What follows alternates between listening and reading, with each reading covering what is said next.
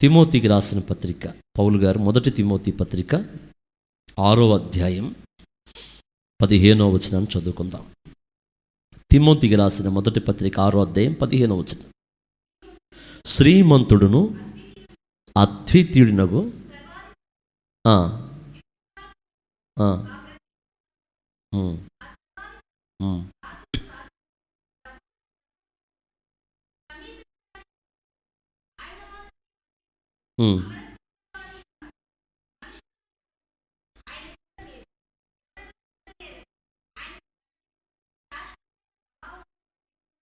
Praise the lord. ఈ మధ్యకాలంలో చాలామంది యేసు ప్రభువుని దూషిస్తున్నప్పుడు, చాలామంది యేసు ప్రభు గురించి నోటికొచ్చినట్టు మాట్లాడుతున్నప్పుడు నా హృదయంలో చాలా బాధ కలిగింది. అప్పుడు ఒక వాక్యం నేను చాలా ధైర్యం ఇచ్చింది. పాస్టర్ గారు కూడా ఆ వాక్యం చెప్పింది ఒకసారి. అట్లానే మన జాన్ బాబు గారు కూడా అన్నారు, ఏలికలందరూ ఏకమయ్యంట సర్వశక్తుల గురించి ఆయన మీద మాట్లాడుకుంటున్నారట. ఏలికలంతా ఏకమై బైబిల్లో సర్వశక్తులు మాట్లాడుకుంటే ఆయన చూసి నవ్వుకుంటాడట. వీళ్ళెంత, వీళ్ళ బతుకెంత. బైబిల్ లేకుండా చేయాలనుకున్న వాడి ఇల్లు బైబిల్ నిలయమైంది. క్రైస్తవం లేకుండా చేయాలనుకున్న దేశం క్రైస్తవ దేశమైంది. తెలుసు మీ అందరికీ. దేవుని స్తోత్రం చెప్పండి. ఎవ్వడు దీన్ని ఆపలేడు. ఇది సజీవమైనటువంటి దేవుని గురించిన ప్రకటన. అలా చెప్పండి గట్టిగా. ఆయన మరణమును గెలిచి తిరిగి లేచిన పునరుద్ధానుడు. ఆయన సజీవుడు, సంఘముల మధ్య సంచరిస్తున్నవాడు, ఆత్మస్వరూపి అయిన దేవుడు. ఆయనకు తెలియంది ఏముండదు. మనం ఆవేశపడతాం కానీ ఆ తిట్టేవాడు పక్క నుంచి వాడిని చూస్తున్నాడు ఆయన. మనం డైరెక్ట్గా వాడు ముక్కు మూస్తే ప్రాబ్లం, కానీ దేవుడు కనపడకుండా ముక్కు మూస్తే పెద్ద విషయం ఏం కాదు, చేయగలడు. ఆయన దీర్ఘశాంతం ఎంత గొప్పదో మీరు ఆలోచించండి. లాంగ్ టైం ఓర్చుకుంటాడు వాళ్ళని. ఎందుకంటే వాణ్ణి కూడా నశించిపోవటం ఆయనకి ఇష్టం లేదు. హల్లెలూయా. ఇదంతా సాతానుగాడు చేస్తున్న పనేనని దేవునికి తెలుసు కాబట్టి, మనుషులు ఆయన పోలికే కాబట్టి, వాళ్ళందరి మైండ్ని మార్చేశాడు కాబట్టి, వాళ్ళంతా అపవాది యొక్క శానలాగా పనిచేస్తున్నారు. దేవుని స్తోత్రం. అందుకు ఈ వాక్యం చదివినప్పుడు నా హృదయంలో అసలు ఎంత గొప్ప ఆదరణ కలిగిందంటే, మన దేవుడు అంట శ్రీమంతుడట. ఆ మాట చదవండి. శ్రీమంతుడు నువ్వు చాలమ్మా. ఎవరండి ఆయన? శ్రీమంతుడు. శ్రీమంతుడు అంటే ఎవరమ్మా? శ్రీమంతుడు అంటే ఎవరమ్మా? మన దేవుడు కోటీశ్వరుడు. కోటీశ్వరుడు కాదు ఆయన, ఇంకా దాని పైన ఏమైనా ఉంటుంది. సకలమైన అన్నీ, వెండినాది, బంగారము నాది, భూమియు దాని సంపూర్ణత నాది.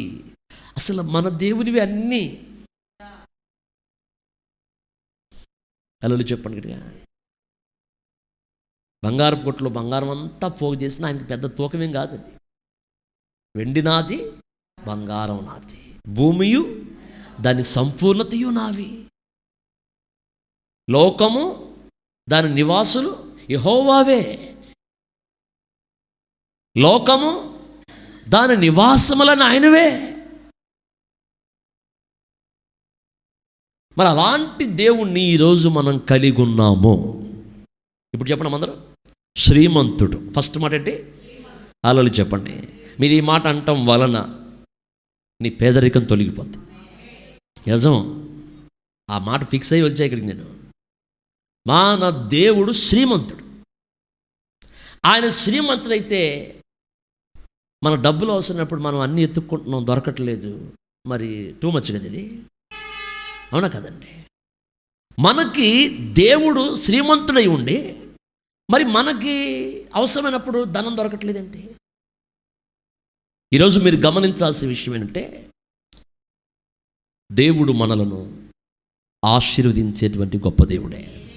హల్లెలూయా. ఫస్ట్ మాట, దేవుడు శ్రీమంతుడు. ఎవరమ్మా? శ్రీమంతుడు. ఈ శ్రీమంతుడైన దేవుడు ఏం చేస్తాడంటే, తన ప్రజలను సమృద్ధి గల వారిగా చేయగలడు. గట్టిగా చెప్పండి.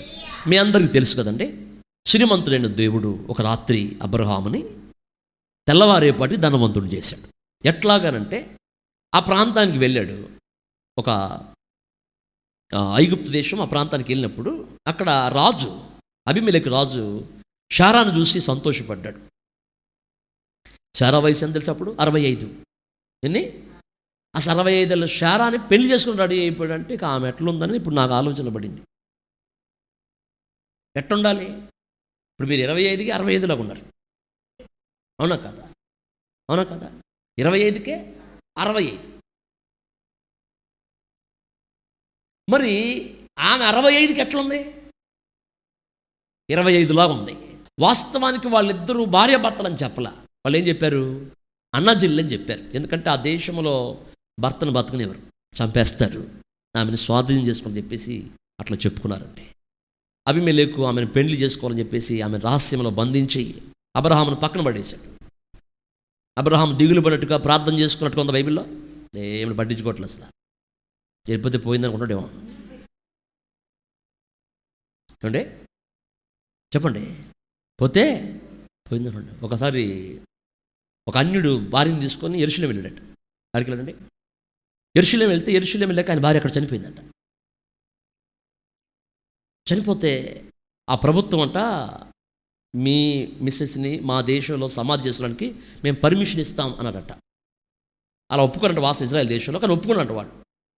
అప్పుడు ఇతనంట ఎన్ని లక్షలు ఖర్చు అయినా పర్లేదు, ఈమెని మా దేశమే తీసుకెళ్ళి పూడ్చిపెట్టుకుంటాడు. లేదయ్యా, ఇజ్రాయెల్ దేశం పవిత్ర దేశం, పాతి పెట్టుకో, మా పితరులతో పాటు ఉంటుంది అని అంటే నో నో నో నో, ఎన్ని లక్షలైనా నా భారతదేశానికి తీసుకెళ్ళి నా భార్యని పాతి పెట్టుకుంటా అంటే అప్పుడు వీళ్ళు అడిగారంట, నీ భార్య అంటే నీకు అంత ప్రేమ? అంత ప్రేమ అంటారంట. లేదయ్యా, యేసు ప్రభుని ఒక ఆయన ఇక్కడ చనిపోయి 3వ దినం మంది లేచాడంట. ఒకళ్ళు ఇక్కడ పాతి పెడితే ఇది లేచిందనుకో, నాకు మళ్ళీ కష్టాలు స్టార్ట్ అవుతాయి. అందుకని మా దేశంలో పాతి పెడితే లేగదు. ఒక అబ్రహాం అట్లా అనుకున్నాడేమో, వద్దేవానే. అయితే మీకు కావాలని చెప్తున్నాను జోక్గా, కానీ వాస్తవానికి అబ్రహాము చాలా ఫెయిత్ఫుల్ కలిగిన వ్యక్తి, నమ్మకం ఏమవ్వదో. అయితే ఆ రాత్రి దేవుడు అబీమెలెకుతో మాట్లాడాడు. ఆమె ఒకని భార్య, ఆమెను ముట్టొద్దు అని చెప్పి ఆమెకి తరపున అబ్రహాముకి చాలా ఆస్తిని, మరి వస్తువుల్ని, సామాగ్రిని, మనుషుల్ని ఇచ్చి పంపించాడు. దేవుని స్తోత్రం చెప్పిన అబ్రహాం వెళ్ళేటప్పుడు ఎలా వెళ్ళాడు? ఒట్టి చేతులతో వెళ్ళాడు. వచ్చేటప్పుడు నా దేవుడు కూడా నిన్ను ఒట్టి చేతులతో ఉన్న నిన్ను ఒక్క రాత్రిలో ఆయన బ్లెస్ చేయగలడు, చేస్తాడు. ఆ చేసే శక్తి ఆయనకు ఉంది. అయితే నువ్వు చేయాల్సిన పని అంటే ప్రభు మాటకి విధేయురాలువై విధేయుడివై నడుచుకున్నప్పుడు దేవుడు నీ ఆర్థిక వ్యవస్థను బాగు చేస్తాడు. శ్రీమంతుడైన దేవుడు. కొంతకాలం విధేయత, కొంతకాలం అవిధేయత, కొన్నిసార్లు మాటలు, కొన్నిసార్లు అట్లా ఉండొద్దు. సంపూర్ణంగా దేవుని మాటకు లోబడి అబ్రహాము పిలువబడిన పిలుపుకి లోబడి ఆయన చూపించు దేశానికి బయలుదేరి వెళ్ళాడు. ఈరోజు కూడా నువ్వు విధేయత చూపగలిగితే దేవుని మాటకి, పరిస్థితులను పక్కన పెట్టి, మనుషుల మాటలను పక్కన పెట్టి, మరి ఉన్నటువంటి యొక్క అననుకూల పరిస్థితులను పక్కన పడేసి నీవు విశ్వసించి దేవుని మాటకు లోబడితే నాకు ఎవరు విడిచిపెట్టినా నా దేవుడు నన్ను దీవించగలడన్న ఒక విధేయతతో కనుక నువ్వు ముందుకు అడుగు వేయగలిగితే ఆయన ఖచ్చితంగా శ్రీమంతుడైన దేవుడు నిన్ను ఆశీర్వదించగలడు. ఆయన హల్లెలూయా. మన దేవుడు ఎవరో తెలుసా? ఆశీర్వదించే దేవుడు ఆయన, దీవించే దేవుడు ఆయన. అని శ్రీమంతుడండి. ఈ లోకంలో పేదరికంగా ఎందుకు వచ్చాడంటే ఆయన జస్ట్ ఆయన ఒక మాదిరికరమైన జీవితం కొరకు అట్లా వచ్చాడు. ఆయన ధనవంతుడిగా వస్తే ఆయన ప్రజలకి ఇది ఎలా రీచ్ అవ్వగలడు? అవ్వలేడు కదా. అవును కదండి. నా దేవుడు అందుకేనే అందరి యొద్దకు ఆయనే వెళ్ళాడు. That is real ministry. మనుషుల్ని మన దగ్గర తెప్పించుకోవడం కాదు, మనమే వెళ్ళడం. అందుకే ఆయన సింపుల్ సిటీ యేసు ప్రభు వారి జీవితం చాలా మామూలుగా జీవించాడు, సర్వసాధారణంగా జీవించాడు. ఏ రథం వేసుకొని తిరగలేడు ఆయన, గుర్రం మీద తిరగలేడండి. ఒక సమరీ స్త్రీని కలుసుకుంటే 30 కిలోమీటర్లకు పైనే ఆయన కాలి నడకన, ఎండవేళ ఆకలైనా దప్పికైనా అలసిపోయినా ఆయన నడుచుకుని ఎందుకు వెళ్ళాడంటే ఆయన సింపుల్ సిటీ తగ్గించుకొని ఒక సామాన్య వ్యక్తిగా ఆయన వెళ్ళాడు. అయితే భూమి మీద పేదవాడేం కానీ ఆయన పరలోకంలో ధనవంతుడు. జ్యోతిర్మయుడు దేవుడు ప్రతి ఆశీర్వాదాన్ని మనకి ఇస్తాను బైబిల్ చెప్తుంది. అలా చెప్పండి. ఈరోజు ఇంకా మనం పేదరికలో ఉంటున్నాం, కాస్తంత బ్లెస్సింగ్స్ దూరమైన ఆర్థికంగా ఇబ్బంది పడుతున్నాం చెప్తున్నా. ఎక్కడో అవిధేయత మన జీవితంలో పనిచేస్తుంది. ఎక్కడమ్మా? ఎక్కడో అవిధేయత మన జీవితంలో పనిచేస్తుంది.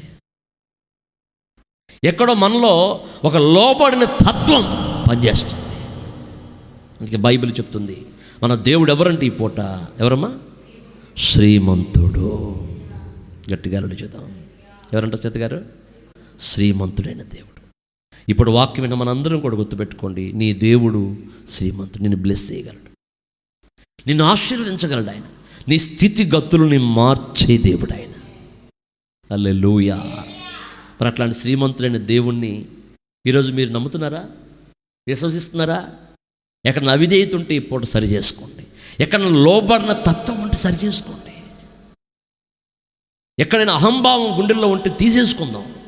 దేవునికి లోబడదాం. ఖచ్చితంగా దేవుడు మనల్ని దీవిస్తాడు ఆయన. హల్లెలూయా. రెండవదిగా మనం చూసినట్లయితే చూడండి, ఎవరమైనా అద్వితీయుడు అంటే, అద్వితీయుడు అంటే ద్వితీయ అంటే రెండు, అద్వితీయుడు అంటే రెండో వాడు లేడు అని. అద్వితీయుడు అంటే ఒక్కడే. తలలు చెప్పండి గట్టిగా. ఆయన 10 మంది సలహా తీసుకోవాల్సిన అవసరం లేదు ఆయనకి. లేకపోతే అమ్మ నేను ఒక్కడనే కాదు నిర్ణయం తీసుకోవాల్సింది చాలామంది దేవుళ్ళు ఉన్నారు నా పక్కన, ఇటు పక్క ఒక 50 మంది ఉన్నారు, 100 మంది ఉన్నారు, వీళ్ళందరూ కనుక్కొని నేను దీవిస్తాను, లేకపోతే నిన్ను బలపరుస్తాను, నిన్ను స్వస్థపరుస్తాను, లేకపోతే నిన్ను ప్రేమిస్తాను, నిన్ను క్షమిస్తాను. నేను క్షమించడానికి నా ఒక్కళ్ళో లేదమ్మా. ఇక్కడ చాలామంది దేవుళ్ళు ఉన్నారు, వాళ్ళందరినీ కనుక్కొని వాళ్ళందరితో మాట్లాడి దీవిస్తానంటానికి అసలు ఆయనే ఒక్కడే సజీవుడు. ఇంకెవరూ లేరు ఆయనకి పైన, ఆయన కింద, ఆయన పక్కన ఎవరు లేరు. ఆయన ఒక్కడే. ఆయనకు ఆయన నిర్ణయం తీసుకుంటాడు. ఆయన ఒకరి నిర్ణయం, ఆయనకు ఆలోచన చెప్పేవాళ్ళు లేరు. ఆయన ఒకళ్ళ ఆలోచన తీసుకోవడానికి ఆయన ఏమి వేరే మరి కమ్యూనికేషన్తో ఉన్న వ్యక్తి కాదు. ఆయన ఒక్కడే సజీవుడైన దేవుడు, అద్వితీయుడు. ఆయన ఒక్కడే, శ్రీమంతుడే కాదు, అద్వితీయుడు. ఎందుకు అద్వితీయుడు అంటే ఆయన మనసు మార్చుకోడు. దేవుడు ఏక మనసు గలవాడని బైబిల్లో ఉంది, యోబు గ్రంథంలో. దేవుడికి ఏక మనసు ఉంది కాబట్టి మనం అందరం కూడా ఇలా ఉండగలిగాం. దేవుడు మనసు కూడా మారేదైతే మనలాగా ఇప్పుడు ఒక బుద్ధి, మధ్యాహ్నం ఒక బుద్ధి, సాయంత్రానికి ఒక బుద్ధి. మన బుద్ధులు ఎట్టుంటాయి? 3 బుద్ధులు 6 గుణాలని పెద్దోళ్ళే అన్నారు. అది ఎన్ని బుద్ధులు మనకే? ఇప్పుడు కాసేపు ఎట్టుంటాం, తర్వాత ఎట్టుంటాం, ఇంకాసేపటికి ఎట్టుంటాం, ఇంకోలాగా. నైట్ పూట ఒకలాగా ఉంటాం, తెల్లారితే ఒకలాగా ఉంటాం, మధ్యరాత్రి వెలుగుతే ఒకలాగా ఉంటాం. మన మైండ్ ఎలా ఉంటుంది? అలా చెప్పు. ఇప్పుడు ఉన్న మాట కాసేపు మనకు ఉండదు. మనలో చలనాలు ఉంటాయి, గమనాలు ఉంటాయి. కానీ దేవుడు మారడు. నిన్న నేడు నిరంతరం మారవు, నా జ్ఞాపకాలలో చెరగని వాడవు. నిన్న నేడు నిరంతరం మారవు, నా జ్ఞాపకాలలో చెరగని వాడవు. నీవే నమ్మదగిన, నీవు నా పక్షమై. హల్లెలూయా. ఎవరైనా నిన్న నేడు ఒక్కలాగే ఉన్నాడు, మారతాడా? మీ పాత ఫోటోలు చూసుకోండి, ఎట్టుంటారు మీరు? 10th క్లాస్ అప్పుడు మీరు ఎంతప్పుడు చెప్తున్నారు, ఇప్పుడు ఎలా ఉన్నారు? ఇంకో 10 ఏళ్ళ తర్వాత ఎలా ఉంటారు? ఆసక్తి గలలు చెప్పండి. మనం మారిపోతాం. మనుషులు మారటమే కాదండి, మనసు కూడా మారిపోతూ ఉంటుంది. దేవుని స్తోత్రం చెల్లిద్దాం. కానీ దేవుడు ఏక మనసు గలవాడనుంది. ఆయన ఒకటి ఫిక్స్ అయ్యాడు. ఏమో చెప్పనా? నీ మరణం వరకు నిన్ను ప్రేమించాలనుకున్నాడు, నీ మరణం వరకు నిన్ను క్షమించాలనుకున్నాడు. ఇంకా మారడు. లేదులే వీళ్ళు అనవసరం అని ఆయన కనుక మనం క్షమించకూడదు, మనం పొరపాటు చేసినప్పుడు కనుక ఆయన ఫిక్స్ అయితే ఈ పాటికి ఎన్ని వికెట్లు లేచిపోయి ఉండయి. తప్పు చేసిన ప్రతిసారి నిన్ను లేపేయాలనే మనస్తత్వం దేవునికి వచ్చి ఉంటే ఈ పాటికి ఎన్నిసార్లు మనం, ఒకసారి కాదు 100 సార్లు చావాలి మనం. కానీ దేవుడు ఏక మనసు గలవాడు, అద్వితీయుడు. ఒక్కని ఆలోచన తీసుకోవాల్సిన అవసరానికి లేదు, ఒకరి సలహా తీసుకోవాల్సిన అవసరానికి లేదు, ఒకళ్ళు ఏదో పర్మిషన్ ఇస్తే నడిపించే దేవుడు కాదు ఆయన. ఆయన స్వయంభవుడు, ఆయన ఆలోచనలన్నీ సొంతమే. దేవునికి అందరూ స్తోత్రం చెప్పండి. మన మనుషులు చెప్పినప్పుడు నాకు కూడా కొంచెం ఆలోచన వచ్చింది, అంత ఆశ్చర్యం వేసింది. ఒక జంతువుని కానీ ఒక దీన్ని కానీ తయారు చేసినప్పుడు దేవుడు అలా అనుకొని చేసేటానికి దేవుడు దాని గురించి ఆలోచించాడా? తెలిసిన బొమ్మ గీయటానికి మనం ఎంతసేపు కష్టపడతాం. అట్లాంటిది ఆయన మనసులో ఒక్కసారిగా ఆ నెమలిని తయారు చేయాలి, దీనికి ఎన్ని కన్నులు ఉండాలి, ఇది ఎంత పురిప్పుకోవాలి, దానికి మూతి ఎలాగ ఉండాలి, దాని పైన ఎట్లా ఉండాలి కిరీటం, అది ఎట్లా ఉండాలని దేవుడు డిజైన్ చేసడానికి మనసులో ఎంతసేపు ఆలోచించుకోవాలి? అసలు ఆలోచించుకోలే. అసలు ఆయనకు అసలు ఎలా చెప్పాలి కదండి, కలుగుగాకంటే కలిగింది. అమ్మో, అంటే మిల్లీ సెకండ్లో కొన్ని గంటలు ఆలోచన చేయగలడు ఆయన. మిల్లీ సెకండ్లో కొన్ని గంటల రోజులు ఆలోచన చేయగలడు. అవునా కదండి? ఆశ్చర్యం చెప్పిన, ఒక మనిషిని చేసినట్టుగా మరొక మనిషిని చేయకుండా, ఒక ఫింగర్ ప్రింట్ ఉన్నట్టుగా మరో ఫింగర్ ప్రింట్ ఉండకుండా, మరొక నాలుక మీద ముద్రను మరొకరికి ఉండకుండా ఇన్ని కోట్ల మందిని చేసాడు ఆయన. ఫింగర్ ప్రింట్ అన్ని ఏళ్ళు ఒకలానే ఉంటాయి, అన్ని బొట్టలు ఉంటాయి, అన్ని గీతలు కూడా ఒకలానే ఉంటాయి, కానీ ఫింగర్ ప్రింట్ వేరు. ఇప్పుడు ఇన్ని కోట్ల గీతలు ఉంటాయి పోనీ మార్తానికి. ఏంటండి అసలు ఆయన? అది అద్వితీయుడు ఆయన. ఆయన ఒక్కడే కాబట్టి ఎంతమందిని ఒకలాగానే చేశాడు. తలావ దేవుడు తలావాగలను తయారు చేసి ఉంటే ఒకడు ఒకలాగా ఉండేవాడు. అవును కదా? అందరికీ తల ఇక్కడే పెట్టాలి, కాళ్ళు ఇక్కడే ఉంచాలి, ముక్కేడే ఉండాలి, మూతేడే ఉండాలి, కళ్ళేడే ఉండాలి. అందరం ఫేస్లు ఒకలానే ఉంటాయా? ముక్కేడే ఉంటుందా, మూతేడే ఉంటుందా, కళ్ళేడే ఉంటాయా? కానీ ఒకలాగా ఉండం. మీకు అర్థందా?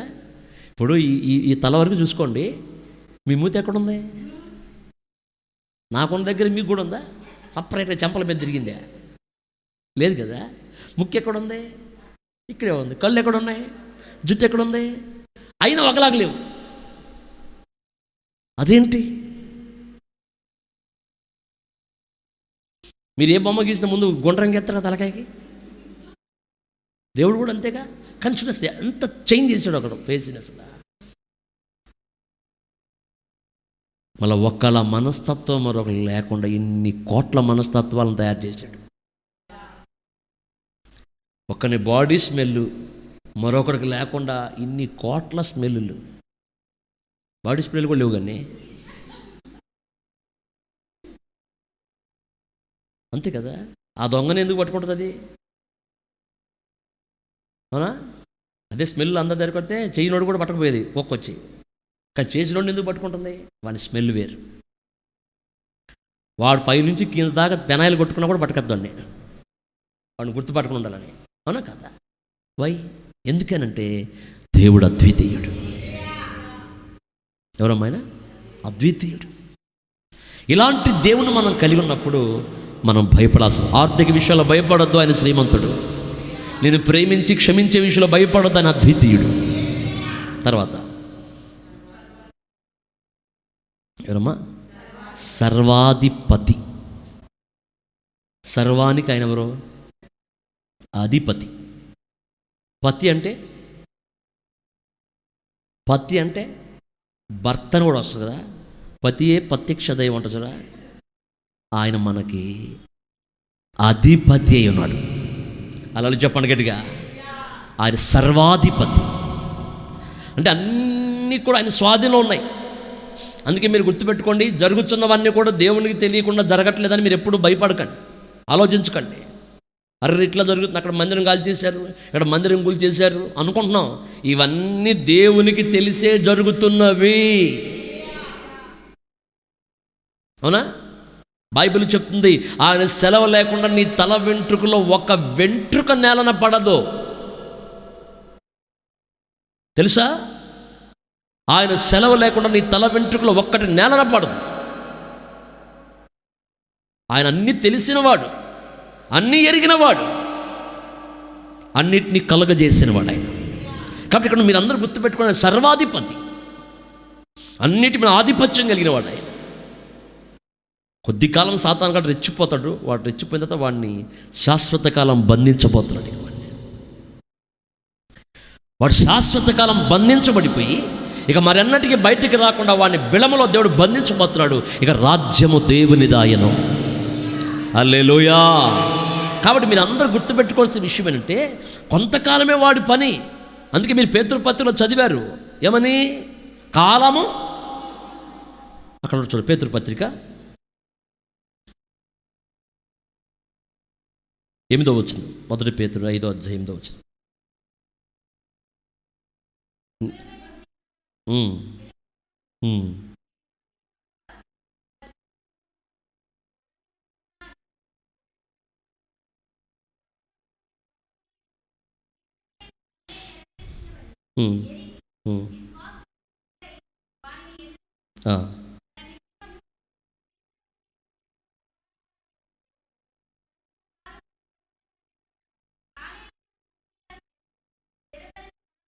చూసారా మనం ఎంతకాలం శ్రమ పడేది అంటే? దీన్ని బట్టి అపవాదిగా టైం ఎంత? అందుకు తిరుగుతున్నాడు వాడు. అందుకే బహు క్రోధంగా ఎందుకు తిరుగుతున్నాడు తెలుసా? వాడు టైం తక్కువ. మీరు గుర్తుపెట్టుకోండి, టైం తక్కువ ఉన్నాడు మనం పని ఏం చేస్తాం? ఎలా చేస్తాం? స్పీడ్గా చేస్తాం. ఇంకా అరగంటలో చర్చికి వెళ్ళిపోవాలి. అప్పుడు అంట్లు ఏం చేస్తారు? అప్పుడు దాకా తోమిన విధానం వేరు, అప్పుడు బెంచే స్పీడ్ వేరు. గిన్నెలు ఆడుతాయి నీ చేతులు బాల్లాగా, అవునా కాదా? ఎందుకు టైం లేదు, చర్చికి వెళ్ళిపోవాలి. స్నానం కూడా ఎప్పుడులా చేయవి. ఆ రోజు సబ్బు అరగదు, నీళ్లు దరగవు, ఏదో ఫార్మాలిటీగా ఫాస్ట్గా వచ్చేది. ఎందుకంటే టైం అయిపోతుంది చర్చికి. కాబట్టి టైం లేదు కాబట్టి ఇప్పుడు నేను కూర్చొని నిదానంగా స్నానం చేసి వంట చేసుకొని అంట్లోకి వచ్చే టైం కాదు కాబట్టి అని ఫాస్ట్ చేస్తాం. సాతాను కూడా ఏంటంటే వాడి సమయం తక్కువ అని చెప్పేసి వాడు గర్జించు సింహాలు తిరుగుతున్నాడు. వాడి టైం అయిపోయింది. ఇక రాజ్యము దేవునిదే, మహిమ దేవునిదే, ప్రభావం దేవునిదే. కొద్ది కాలమే సాతాను గడప. అందుకే మనం దిగులు పడాల్సిన అవసరం లేదు. వాడికి భయంకరమైన స్థితిలోకి వెళ్ళబోతున్నాడు. తన ప్రజలైన వారికి దేవుడు శాశ్వత రాజ్యాన్ని ఇవ్వబోతున్నాడు. ఆయన నిత్య మహిమకు మనం వెళ్ళబోతున్నాం, నిత్య రాజ్యములో ప్రవేశించబోతున్నాం. కాబట్టి మనం భయపడాల్సిన అవసరం లేదు. మన దేవుడు సర్వాధిపతి. అలా చెప్పండి. అంటే అధికారం అయింది. ఎవరిది? అధికారం అయిందే. ప్రతి దాని మీద అధికారం దేవుడు కలిగి ఉన్నవాడు ఆయన. మనం భయపడాల్సిన అవసరం ఉంది. ఇంకా అలా చూద్దాం గట్టిగా. అన్నీ ఆయన అధికారం, అన్నీ ఆయన స్వాధీనం ఉన్నాయి. గాలి సముద్రమా మిక్కిలి ఎందుకయింది?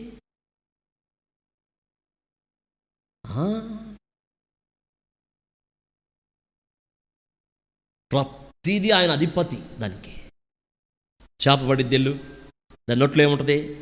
షకేలు ఉంటుంది. తీసుకో, నీకు నాకు 6 షకేలు కట్టు, పన్ను కట్టు అన్నాడు. ఈయన గాలం వేసేప్పటికి ఆ చేపే రావటం ఏంటి? అది షకేలు మింగుంటం ఏంటి? దేవుడు దానికి ఆజ్ఞాపించి ఉన్నాడు. తిమింగలం యోనాను మింగటం ఏంటి? 3 రోజులు ఆయన అది ఫాస్టింగ్ ఉండటం ఏంటి? మనోని తీసుకెళ్ళి నినివే పట్టణానికి అది నేరుగా వెళ్ళటం ఏంటి? అదే ఎక్స్ప్రెస్ ఫ్లైట్, అది వాడండి. చక్కగా తీసుకెళ్ళిపోయి యోనాను వదిలేసి వచ్చింది. సింహాలారా మీరు ధాన్యాలను ముట్టద్దంటే నోరు మూసి కూర్చున్నాయి. కాకులారా వెళ్ళి ఏలియాకు అన్నం పెట్టమంటే పెడుతున్నాయి. అర్థవుతుందా? అవన్నిటికీ ఆయన అధిపతి, అధికారి ఆయన. బండ నీళ్ళు ఇవ్వమంటే నీళ్ళు ఇచ్చి బండలోంచి నీళ్ళు ఎక్కడ వస్తాయమ్మా? కొట్టండి, చెప్పండి. కొట్టి కొట్టి కొట్టి నీకు చెమటలు వస్తాయి తప్ప అందులో నీళ్ళు మాత్రం రావు. వస్తాయా? కానీ బండల్లోంచి దేవుడు లక్షల మంది దాహం తెచ్చాడు. ఆయన ఏది చెప్తే అది జరుగుద్ది. సముద్రం ఎక్కడ పాయలేద్దా? దారిచ్చిద్దా? మరి ఎలా దారిచ్చింది? ఎవరు దాని ఎప్పుడన్నా ఇలా ఏకరాశి నిలబడిద్దండి? ఇలా నిలబడిద్దా? నీళ్ళు గోడలాగా అక్కడ నిలబడతాయా? నిలబడవు కదా. ఎట్లా నిలబడ్డాయి? సర్వాధిపతి ఆయన, వాటి మీద అధికారి ఆయన. అవి చెప్తే వినాలి. వాటి స్వభావం, అగ్ని ఎక్కడ మనిషిని కాల్చకుండా ఆగిద్దా? మరి దాని స్వభావం ఎందుకు మార్చుకున్నాయి? ఆయన అధిపతి దానికి. అవి ఆయన చెప్పినట్టే చేయాలి. అవి కాల్చినా ఆయన పర్మిషన్తోనే కాలుస్తాయి, కాల్చకపోయినా దేవుని పర్మిషన్తోనే కాల్చవు. మనిషిని ముంచినా ఆయన పర్మిషన్తో ముంచుతాయి, ఆయన ముంచకపోయినా ముంచమంటే ముంచవయ్యి. అందుకే రేపు పొద్దునంట సముద్రము తనలో ఉన్న మృతులను దేవునికి అప్పగిస్తుందంట. ఉందా ప్రకటన గ్రంథంలో? సముద్రము దాని మృతులను అప్పగిస్తుంది. దానిలో వాడు ఎంతమంది తెలిసి తెచ్చారో మొత్తం బయటకు వస్తారు. లెక్కే. వెతికితే దొరకలేదు శవం కాదు, దొరుకుతాయి ఆ రోజు శవాలన్నీ. సర్వాధిపతి ఆయన మన దేవుడు, అద్వితీయుడు, శ్రీమంతుడు, సర్వాధిపతి. దేవునికి అందరూ స్తోత్రం చెల్లిద్దాం. సర్వాధిపతి అండి ఆయన. అలాంటి సర్వాధిపతి అయిన దేవుణ్ణి మనం కలిగి ఉన్నాం.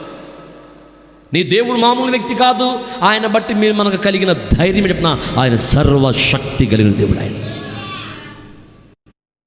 అలలి చూద్దాం గట్టిగా అందరూ కూడా. కాబట్టి ఈ పూట మీరందరూ దేవుడు ఎలాంటి వాడు అర్థమయ్యాక మనం ఫ్రీడమ్గా ఉండాలా, ధైర్యంగా ఉండాలా, బలంగా ఉండాలా. ఆయన ఏమైనాడో మీకు అర్థమయ్యేటప్పుడు మీరు ఆయన చూడాల్సిన చూపుతోనే చూడాలి. అలా చెప్పండి. దేవుణ్ణి మనము మన మన మన యొక్క కొలతలతో ఆయన్ని చూస్తున్నాం. అంటే నీ సైజులో ఉంటాడు అనుకో దేవుడు, అది మన బాధ. మనం చాలాసార్లు దేవుడిని ఎట్లా చూస్తాం, ఏ చూపు చూస్తాం? మన సైజులో ఊహించుకుంటాం. నీ సైజులో ఊహించుకోవద్దు, ఆయన చేత ఊపించుకోవద్దు. ఆయన ఆకాశం మహాకాశాలు పట్టజాలని దేవుడు ఆయన. మనం ఏం టెన్షన్ పడాల్సిన అవసరం లేదు. ఆయన ఎవరు? సర్వాధిపతి. అలలు చెప్పండి గట్టిగా. తర్వాత రాయబడింది, ఆ సర్వాధిపతి అనే దేవుడట రాజులకు రాజు. గట్టిగా చెప్పండి. రాజు ఎవరు ఇప్పుడు మన దేశానికి? మోడీ. అవునా? అవునా? ఆ రాజుకు కూడా రాజు ఎవరు చెప్పనా? యేసయ్య. అలా చెప్పండి గట్టిగా. మోడీ ప్రభుత్వం వస్తే మన పని అయిపోద్ది. ఇవన్నీ మనుషుల మాటలు. ఆయన కూడా అట్లా మాట్లాడాను. మనుషులం కదా, అలా మాట్లాడుకోవాలి, తప్పదు. మనకు అంతవరకే పరిమితి ఉంది మన జ్ఞానానికి. మోడీ వస్తే ఇంక మన పని అయిపోయినట్టే. ఆ చట్టం వచ్చింది, ఈ చట్టం వచ్చింది అనుకుంటున్నాం. నో, ఆ మోడీకి రాజు యేసు. గట్టిగా చెప్పండి గట్టిగా. రాజులకు రాజు ఆయన. అలా చెప్పండి గట్టిగా. పర్మిషన్ ఇచ్చాడు మోడీ, కానీ నీకు ఒక ఛాన్స్ ఇచ్చాను, కానీ నువ్వేం చేస్తావు చూద్దాం, కానీ ఈ పరిస్థితి అయిన తర్వాత చూద్దాం అనుకున్నాడు ఆయన. ఇప్పుడు ఆయన దించి పడేయాలనుకుంటే ఎంతసేపు పని మీరు చెప్పరా? దేవునికి మోడీని దించేసి ఇంకొక వ్యక్తిని ఎక్కించడం పెద్ద పనా? ఇది గుర్తుపెట్టుకొని మనందరం ధైర్యం ఉందాం. ప్రభుత్వాలను ఏలే రాజులు ఎంతమంది ఉన్నా, ఎన్ని పార్టీలున్నా, ఈ రాజులందరికీ రాజు యేసే. అలా చెప్పండి గట్టిగా. సిస్టము స్విచ్ ఎక్కడుంది? ప్రభు దగ్గర ఉంది. ఆయన ఏది సెలెక్ట్ చేస్తే అదే. ప్రభుత్వములు దేవుని మూలముగానే అని బైబిల్లో ఉంది. ప్రభుత్వాలు కూడా గవర్నమెంట్ దేవుని చేతిలో ఉంది. అలా చెప్పండి. అమ్మఒడిస్తుంది దేవుడే. ఒంటరి మహిళ, తొంటరి మగోడు ఇవన్నీ ఇచ్చేది ఎవరో? దేవుడే నీకు ఇస్తుంది. చెయ్యోత ఎవరు ఇస్తున్నారు? పింఛను ఎవరు ఇస్తున్నారు? దేవుడే. రాజులను ఆయన ఏలుబడి చేసి రాజులకు చెప్తున్నాడు, అయ్యా నా ప్రజలకి ఈ సంవత్సరం ఇట్లా చేయండి అని ఆయన ఒక ఆలోచన పుట్టిస్తే మన జగన్ గారు అట్లా చేస్తున్నారు. ఆ శక్తి గారు చెప్పండి. మోడీ కూడా అంతే, దేవుని చేతిలో ఉన్నాడు. ఎవరి చేతిలో ఉన్నాడు? దేవుని చేతిలో ఉన్నాడు. ఆయన తిప్పుతాడు. క్రైస్తవుల్లో ఉజ్జీవం పెరగాలంటే ఏం చేయాలి? మనోళ్ళు కూడా అసలు ఈ గొడవలు లేనప్పుడు కూడా తెగ మాట్లాడారు కదా. అప్పట్లో తెగ మాట్లాడారు. వాళ్ళ దేవుళ్ళని కూడా డైరెక్ట్గా తిట్టారు. ఇప్పుడు కాదులేండి, ఒకప్పుడు సభల్లోనే తిట్టేవాడు. సత్యం చెప్పకుండా వాళ్ళని ఇది చేయకుండా ఎగతాళి కూడా చేయటం వల్ల ఇప్పుడు వాళ్ళకి ఛాన్స్ దొరికింది. కానీ ఇప్పుడు దేవుడు మనకు కంట్రోల్, కొన్ని విషయాలు మనకు తెలియపరుస్తున్నాడు. వివేకంగా ఎట్లా ఉండాలని నేర్పిస్తున్నాడు. ప్రైజులు మంచిదే ఏదైనా కానీ. అందుకే బైబిల్ ఏం చెప్తుందంటే రాజుల్ని ఏలేవాడు ఆయనే, ప్రభువుల్ని ఏలేవాడు కూడా ఆయనే. కొంతమంది ప్రభువులు ఉంటారు, పరిపాలించే వాళ్ళు ప్రభువులు కదా. ఆ పరిపాలకులైన రాజులైనా వాళ్ళందరికీ ప్రభువులకు ప్రభు ఆయనే, రాజులకు రాజు కూడా ఆయనే. అలా చెప్పండి గట్టిగా. తర్వాత సమీపించరాని తేజస్సులో ఆయన మాత్రమే వసించుచు అమరత్వము గలవాడై ఉన్నాడు. గట్టిగా చెప్పండి. అమరత్వం అంటే ఏంటి? మరణము లేనివాడు, అమరుడు అంటే మరణమే లేదు, ఆయనకి చావు లేదు, ఎవ్వరూ సమీపించరానంత తేజస్సులో ఉన్నాడు ఆయన. గట్టిగా యుధమా. ఎక్కడాయన? ఎవ్వరు సమీపించరాని తేజస్సులో వసించుచున్నవాడు ఆయన మాత్రమే. గట్టిగా యుధం ఉంది. ఆయన మాత్రమే సమీపించరాని తేజస్సులో నివసిస్తున్న దేవుడు ఆయన. అట్లాంటి దేవుడు మనం కలిగి ఉంది, అలాంటి ప్రభువును మనం కలిగి ఉంది. అసలు ఆయన్ని చూసే దమ్ము, చూడగలిగిన శక్తి, కెపాసిటీ ఎవరికి లేదు. యేసుప్రభుని కనబడమని అంటున్నాడు. ఆయన కనబడట్లేదు అంటే నీకు దడిసి కాదురా. ఆయన కనబడితే నువ్వు కనబడవు, మాడి మత్స్య అయిపోవటమే. చంద్రమండలం దగ్గరికి వెళ్తున్నారు, సూర్యమండలం మీదకి వెళ్ళమనండి, వెళ్ళగలరా? దాని వేడి ఎంత ఉందండి. ఆ ఓజోన్ పొర ఏదో తెగి రోగాలు కూడా వస్తున్నాయి అని అన్నారు ఆ మధ్య. ఇంకా ఉన్న పొర కూడా దిగిపోతే డైరెక్ట్గా సూర్యుని యొక్క కాంతి భూమి మీద పడితే ఏమవుతుందండి? ఏమవుతాం? ఇప్పుడు చూడండి, క్లైమేట్ మారుతుందా? ఇక చూడండి ఎట్లా ఉంటుందో. నీకు ఇప్పటి నుంచి కొత్త రోగట్న వాంతులు, రోసనాలు, తల తిరుగుడు, వడదెబ్బ, వడపప్పు, పానకం ఇక్కడ చూడండి. ఇక ఈ ఎప్పుడు అవుతుంది. అందుకే కాస్త జాగ్రత్తగా ఉన్నాం. ఎండ వస్తున్నప్పుడే కొంచెం జాగ్రత్తలు తీసుకోండి. ఎక్కువ నీళ్లు తాగటం, ఎండకు తిరగకుండా ఉండటం మంచిది. ఓకేనా? అద్భుతం సీత గారు ఎవరికి సేవ్ చేశాడు దేవుడు. నెక్స్ట్ ఊరికి అటు ఇటు ఆ పక్షి ఈ పక్షి తిరిగాడు, వడదెబ్బ తగిలాడు, పడతాం. అలా చెప్పండి గట్టిగా, జాగ్రత్తగా ఉండండి. మనం కూడా ఆరాధన టైమింగ్ మార్చుకుందాం. ఏం చేద్దాం? కొంచెం పెందలకాడ వెళితే పెందలకాడ పెట్టుకుందాం, దేవునికి స్తోత్రం చేద్దాం. ఇంకా రాత్రికి ఎటు ప్రార్థన పెట్టుకుంటాం. రాత్రి కోటాలు ఉంటాయి, పగలు ఆరాధన. ఓకేనా? కాబట్టి గుర్తుపెట్టుకోండి, పరిస్థితులు భయంకరంగా ఉన్నాయి. కాబట్టి ఆయన సమీపించడానికి తేజస్సులో ఉన్న దేవుడు ఆయన. అంతేనా? అంటే ఎంత మహిమ ఉండాలి ఆయనకి? ఎంత అంటే అసలు ఎవడాయన సమీపించలేడు. అక్కడ రాయబడింది, ఆయనను చూడలేదు, ఎవడనో చూడ నేరడు. మీరు బైబిల్లో మరి మీకు డౌట్ వచ్చింది ఈ మాట అన్నప్పుడు, మోషే ముఖాముఖిగా చూసిను, అబ్రహాముకి యెహోవా కనబడిను. మరి వాళ్ళు ఎట్లా చూశారయ్యా అని అంటారా? ఆన్సర్ కూడా మీకు తెలిసే ఉంటుంది కదా. ఎలా తెలుసు? ఆయన తేజస్సుతో రాలా, మామూలు ఆర్డినరీ వచ్చాడు కాబట్టి అంతే.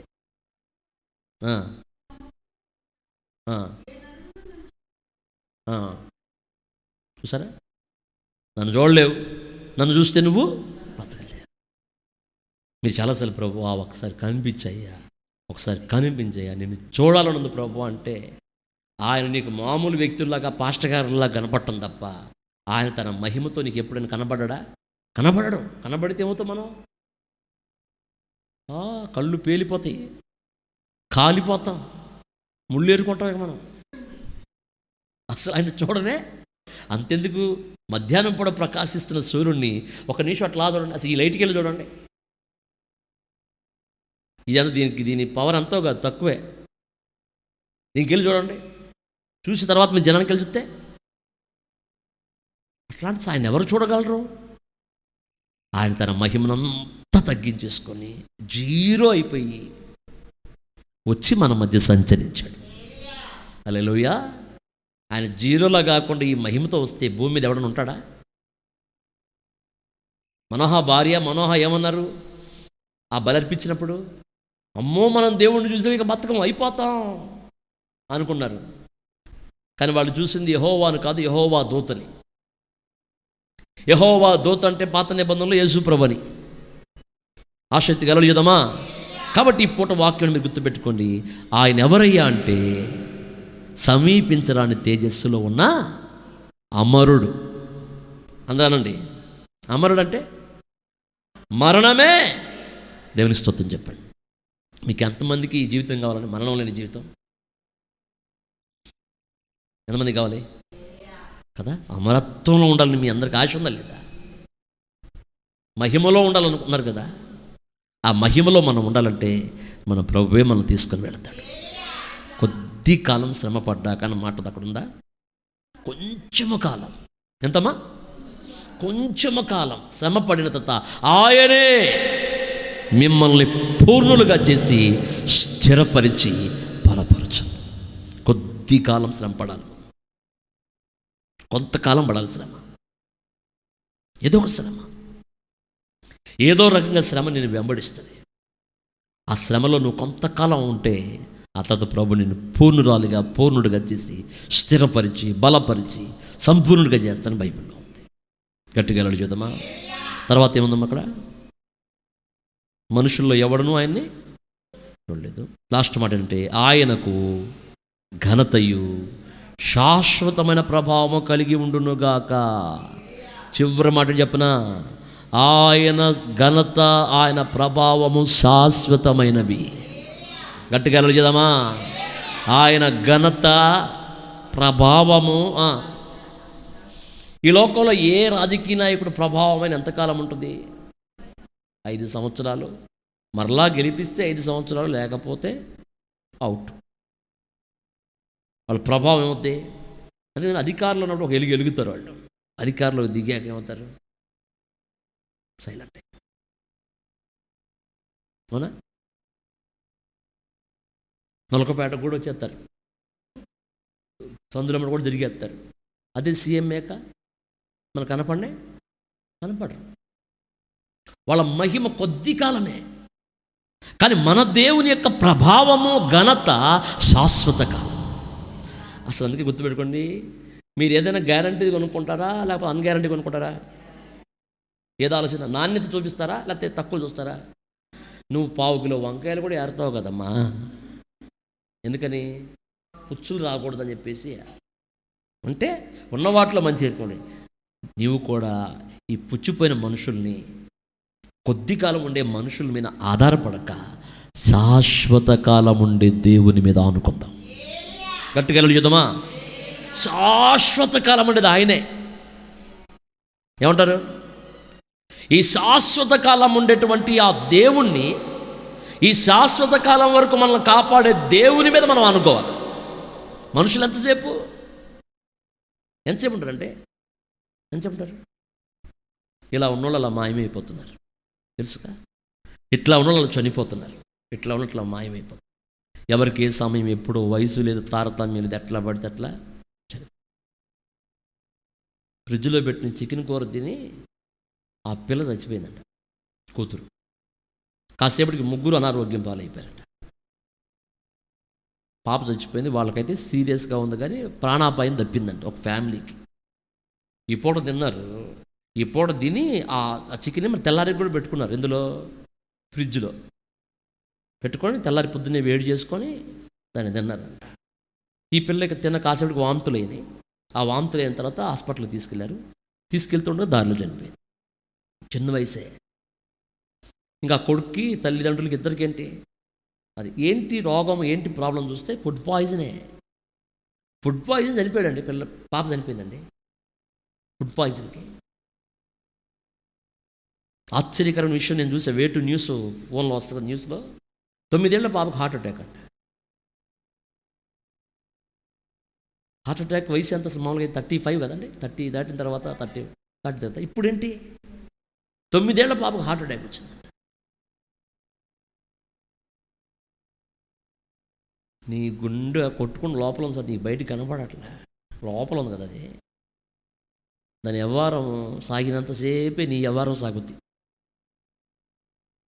దాని సీన్ అయిపోతే మన సీన్ అయిపోతుంది. అవునా కదా? అవునా కదా? మన బ్రెయిన్ అంతా నీళ్లతో నిండి ఉంటుందంట. మెదడు దేంతో నీళ్లతో తయారు చేయబడి ఉన్నట్టు. కానీ సంకేతం మొత్తం ఇచ్చేది ఎవరు? దాని సంకేతానికి ఒక నరం కట్టయితే అన్నీ మర్చిపోయి మొన్నలాగా అయిపోతాంగా. మీరు గుర్తుపెట్టుకోవాల్సిన విషయం ఏంటంటే, ఇచ్చిన ఈ ఆరోగ్యం ఆయుష్ని చాలా వినయ భయభక్తులతో దీన్ని కొనసాగించటం వలన దీన్ని నువ్వు కాపాడుకోగలవు. పొద్దున్నే నీళ్లు తాగటం ఎవరికి ఇష్టం ఉంటుంది? పరగడుపున దేన్ని తాగుతున్నాను నేను? కొన్ని సంవత్సరాల నుంచి పొద్దున్న లెగ్గానే వేడి నీళ్ళు తాగుతాను. ఇష్టం ఉండదు, తాగబుద్ధి కాదు. ఎందుకో చెప్పిన, నా ఆరోగ్యం ఎలా ఉండాలి. నీళ్ళున్న బాడీ ఎప్పుడు కూడా ఎలా ఉంటుంది చెప్పిన, తేమగా ఉన్నటువంటి భూమిలాగా ఉంటుంది. నీళ్ళు లేని బాడీ నెర్రగొట్టిన భూమి ఉంటుంది చూసారా, అట్ట అయిపోద్ది. తెలిసిన విషయమే కదా. కాబట్టి కొన్ని ఇష్టం ఉండదు, కానీ వాటిని మనం కాపాడుకోవడం కోసం తగ్గింపు ఎవరికి ఇష్టం? ఎవరికి ఇష్టం ఉండదు తగ్గించుకోవటం, ఓర్చుకోవటం, భరించడం ఎవరికి ఇష్టం ఉండదు. కానీ వాటి వలనే మనం దక్కించుకునేవి కొన్ని ఉన్నాయని తెలిసినప్పుడు వాటి ద్వారా మనం దక్కించుకోవాలి కొన్ని. అలా చెప్పండి గట్టిగా, అంతే. అందుకే బైబిల్ ఏం చెప్తుందంటే, శాశ్వతమైన ఘనత ప్రభావం కలిగినవాడు మన దేవుడు. మనం కూడా శాశ్వతమైన రాజ్యానికి వెళ్ళవలసి ఉంది. దేవుడు ఈ మాటలను దీవించును గాక. ఆమేన్.